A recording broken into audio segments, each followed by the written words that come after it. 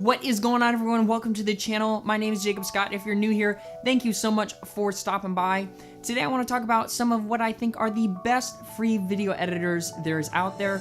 Let me say, when I started editing video, there's pretty much no options out there. What I started with, I think it's called Lightworks. I remember I could only export in like 720p.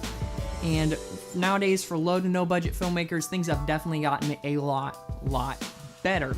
But without any further ado, let's jump into the video.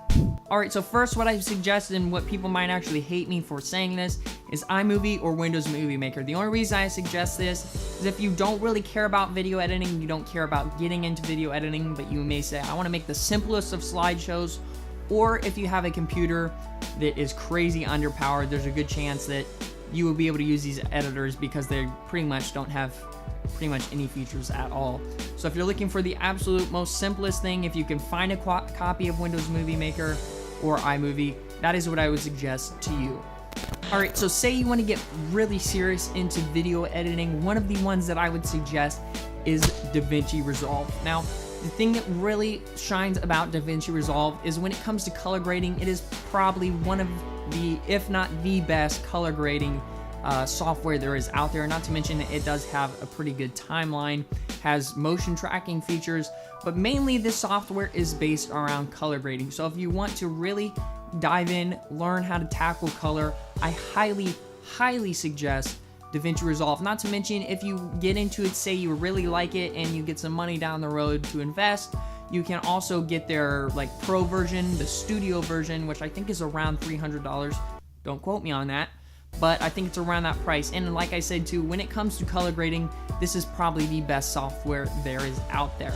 Alright, so last what I would suggest, and when it comes to being an all-around good editor, is Hitfilm Express. Now there's lots and lots of reasons to like Hitfilm Express. One, jumping in, if you ever want to transition to Premiere Pro, transitioning from Hitfilm Express is super easy. Layouts are very similar. Effects, controls, and names and all that is super similar.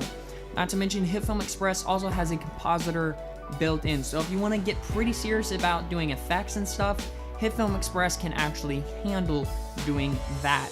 Not to mention, if you want to jump up and go to their Hitfilm Pro, you can do that. I think that's around $350. But say you don't want all the pro features, but you want some of the pro features, you can buy add-on packs for Hitfilm Express that range anywhere from like 10 to I think $100. But most of them is sitting around $20. But Hitfilm Express, if you want to do some color grading, you can do that, and fairly good color grading. Definitely nowhere on the level of Davinci Resolve, but if you want to do some pretty good color grading, you can do that in Hitfilm Express. If you want to make some pretty cool transitions, glitch effects, you know, different video layers, different audio layers, you can definitely do some super serious editing in Hitfilm Express. And for the longest time, it's actually what I use because I couldn't afford Premiere Pro.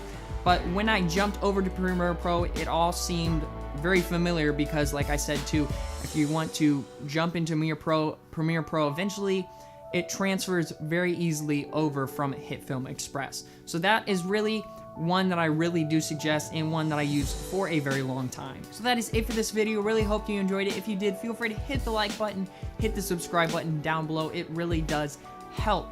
Let me know too in the comments, what editor are you using currently?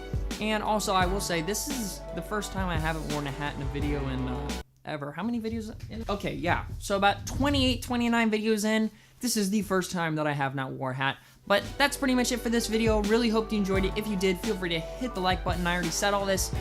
I'll see you later.